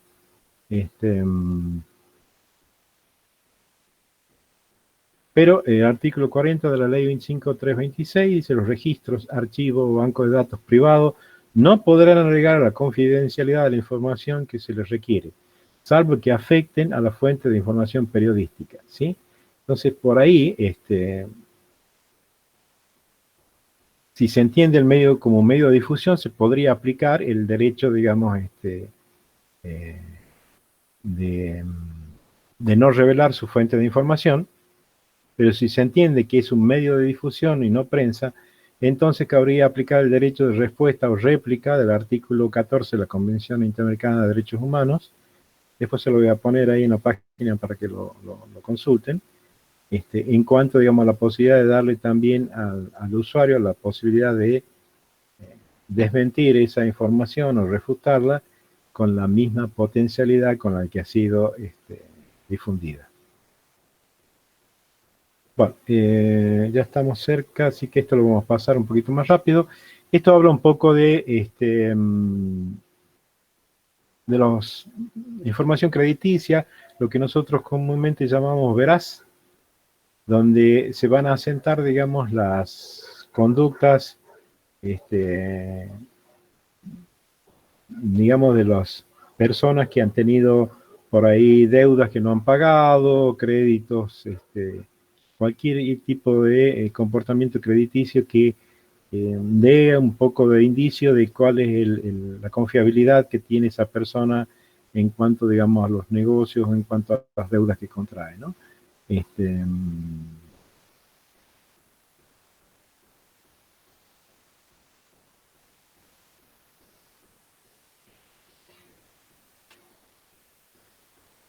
Bien, muchas veces lo que pasaba con estas entidades crediticias, que tenían una información de una deuda que tenía un cliente, el cliente la saldaba y aún así seguía gozando de buena salud, el dato en el que lo mostraba como un deudor moroso, como un deudor, digamos, que no había pagado. Entonces,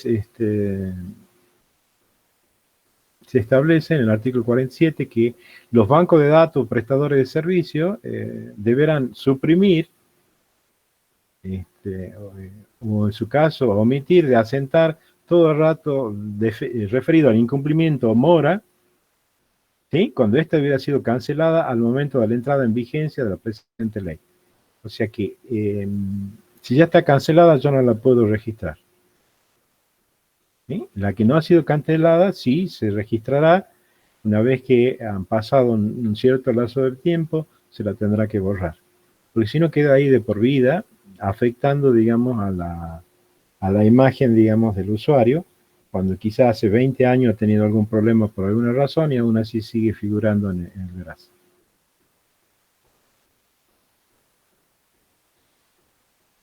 Bien, bueno, estos son los que encargados de dar los informes, digamos, crediticios de cumplimiento. Y en el plazo de 5 años, que alude al artículo 26 de la ley, de conformidad a lo previsto con el decreto reglamentario, debe ser computado este plazo a partir de la última información adversa que revele que la deuda atribuida al moroso era exigible. O sea, no más de 5 años, digamos, desde que la deuda era exigible, se podrá tener el registro. A partir de ahí ya el registro debe borrarse. porque se consagra el derecho al olvido, porque si no, como les digo, mi pasado, quizás en algún momento, mi comportamiento crediticio ha sido malo por X razones, y ya me va a afectar por toda mi vida comercial, sería injusto. Entonces, partido de cierto plazo que marca la ley, que son 5 años, esa información debe ser removida. Y si no ha sido removida, tenemos los mecanismos para exigir que esa información se remueva una vez que ha pasado el tiempo. Otra vez se daba que ya había sido cancelada y aún así seguía estando ahí. También existe la posibilidad de accesar a esos datos y hacer que se rectifiquen y se supriman. Bien, acá está el artículo 32 con las sanciones penales en cuanto, digamos, al comportamiento indebido, a lo que se espera de distintos tipos de delitos, cuando el delito ha sido por intromisión, cuando ha sido por supresión de datos o modificación, cuando ha sido un funcionario público el que ha ejercido este delito con la ventaja de que estaba a cargo como responsable del mismo, va a tener penas, digamos, mucho más importantes, y van a tener también la inhabilitación para el desempeño de cargos públicos por el doble de tiempo de la condena que se le dé. Entonces, siempre que uno haga un ilícito en el ejercicio de sus funciones, la pena será mucho más severa que alguien que haga el mismo ilícito sin ser el funcionario que estaba a cargo, ¿no? Bueno, acá está, digamos, para que ustedes lo vean, las distintas sanciones, y quiero que lo lean a esto pensando también en cómo les afecta a ustedes si ustedes están ahí en el ejercicio de sus funciones, ¿sí? Porque capaz que ustedes son el responsable y se ha cometido un ilícito en su ámbito, puede que no lo hayan hecho ustedes y tendrán que ver si ustedes han tomado todos los medios para que eso no pasara, etcétera, etcétera. Fíjense que la responsabilidad muchas veces salpica, aunque ustedes no hayan obrado ilícitamente, pero sí pueden haber obrado negligentemente. Entonces, en la parte profesional siempre tienen que tener especial cuidado en que todo se haga conforme como debería ser, de tal suerte que ustedes queden protegidos. Bien, esto es lo último que les muestro, la Dirección Nacional de Protección de Datos Personales. Ahí está el link. Hay una serie de preguntas frecuentes que son interesantes, que le peguen una mirada. ¿Cómo hago para proceder en el supuesto que me encuentre informado negativamente por una deuda de un servicio que yo jamás contraté? Entonces, por ahí me informan que usted debe no sé qué cosa, yo jamás he tenido eso. ¿Cómo hago para hacer que se rectifique ese dato que me está afectando y yo absolutamente jamás he consumido ni he tenido ninguna relación con ese producto o servicio que me están imputando como moroso, etcétera? Hay una serie de supuestos en los cuales nosotros podemos requerir los servicios de la Dirección Nacional de Protección de Datos Personales, y cómo son los mecanismos nos van a informar para hacer valer nuestros derechos. Preguntas, chicos, que ya llegamos cerca del No, profe. del evaluativo. No sé si querés rápidamente mostrarles un práctico cortito, el que he hecho para hoy, Edith. Salomón.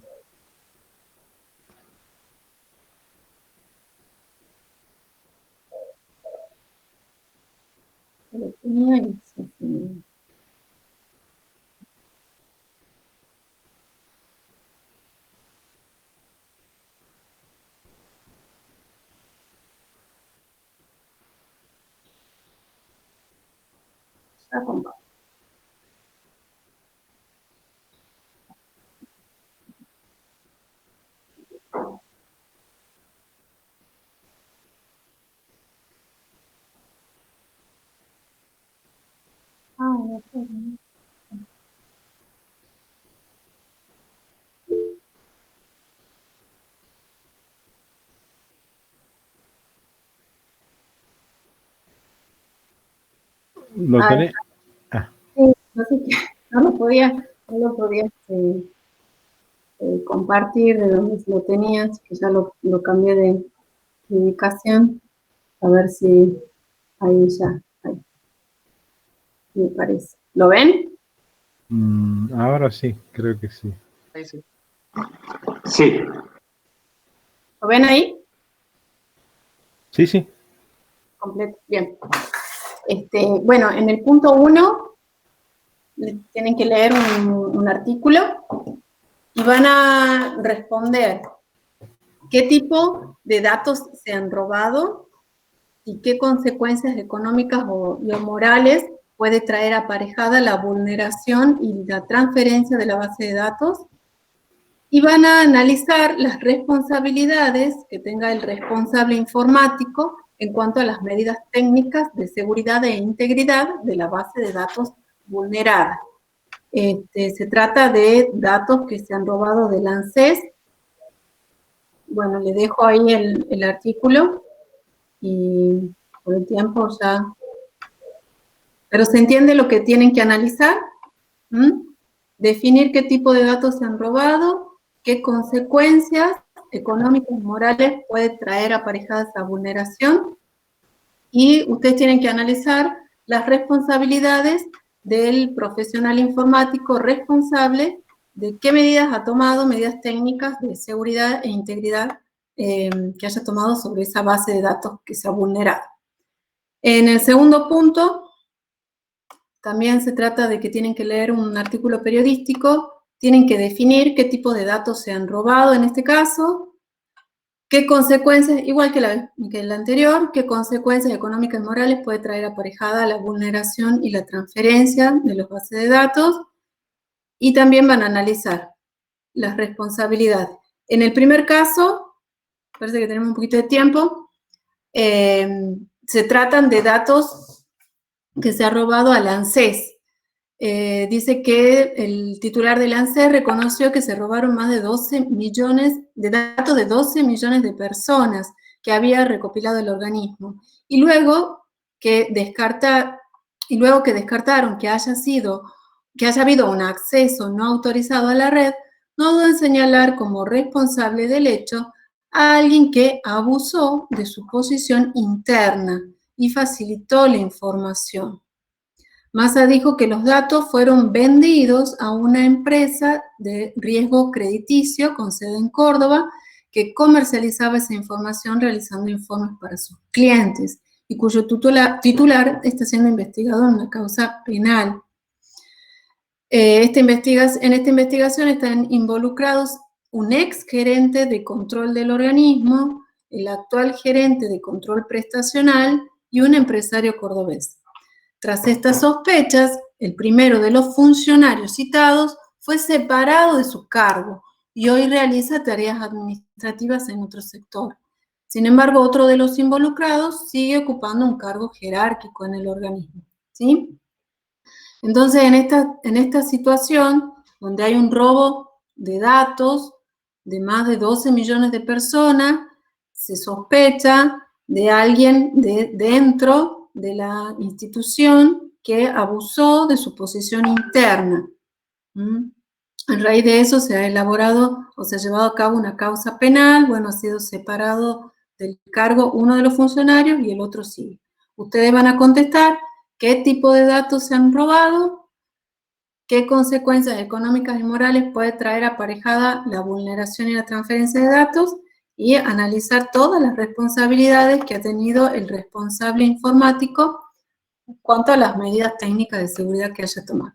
Y en el segundo caso, se trataba de la empresa Equifax, dice que es una agencia de informes de crédito al consumidor que contiene información sobre más de 800 millones de consumidores individuales y más de 88 millones de empresas en todo el mundo.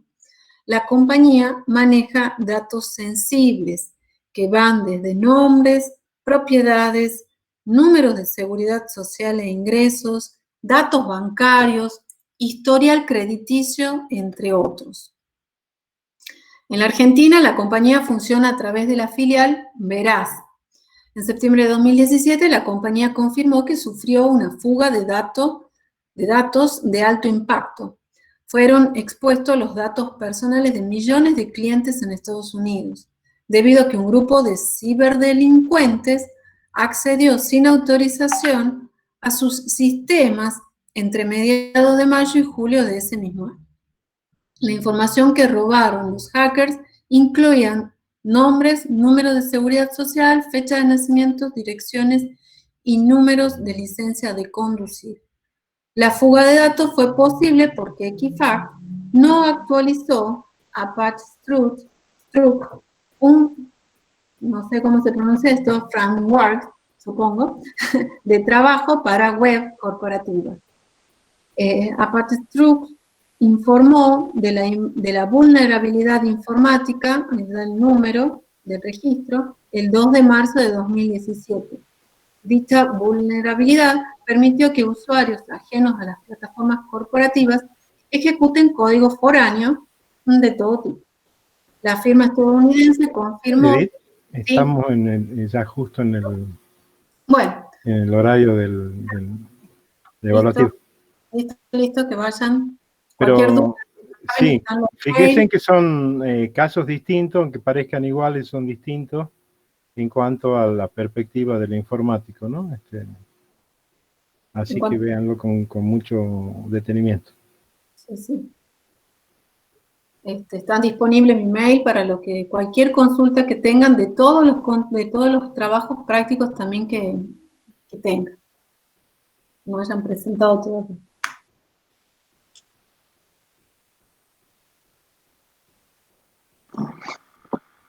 Bien, perfecto. Bueno, voy a resolver el evaluativo. Bueno. Bueno, después vuelvo y ahí me despido. Bueno, gracias, Germán.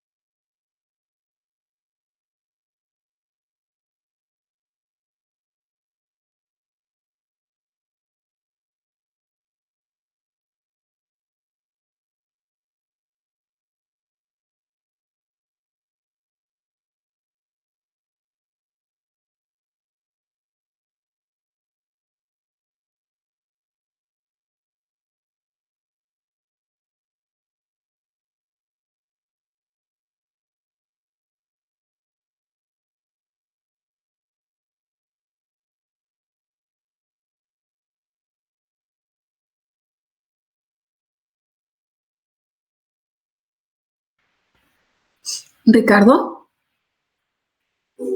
Sí, dime. Sí. Había uno de los chicos, Luis, que pregunta en el chat si cuándo terminan los evaluativos de teoría, porque después les contestes.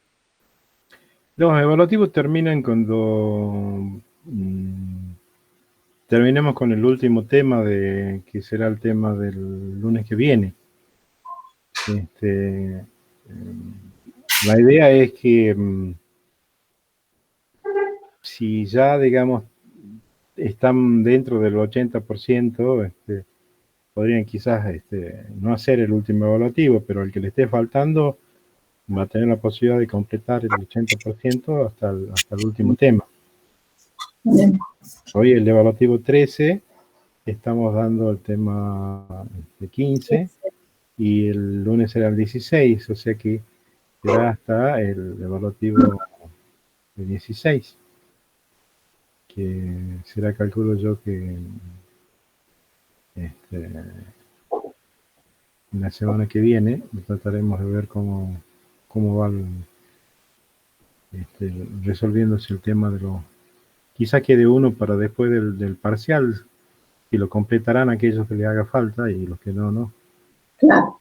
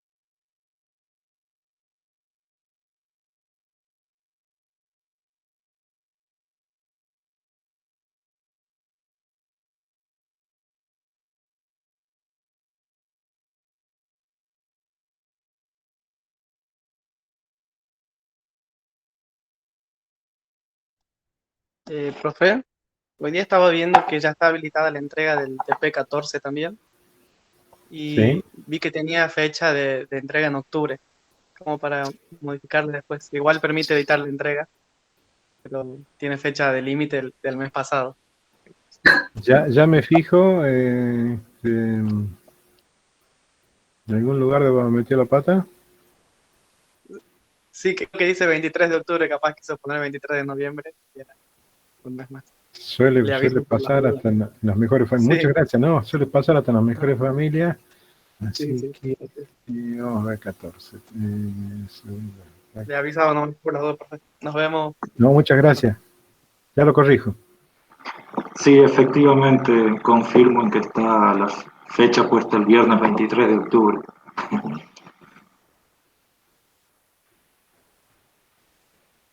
Bueno, profe, me retiro, ya finalicé el evaluativo.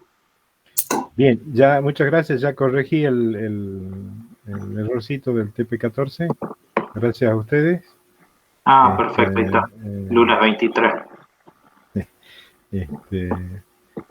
Sí, me pasa que a veces uno va queriendo hacer rápido todo y si la velocidad es enemiga de la precisión. Así es. Bueno, profesor, me retiro. Meta, gracias Germán, chao. Buen Bien, fin de chao, hasta semana, luego. chao. Igualmente.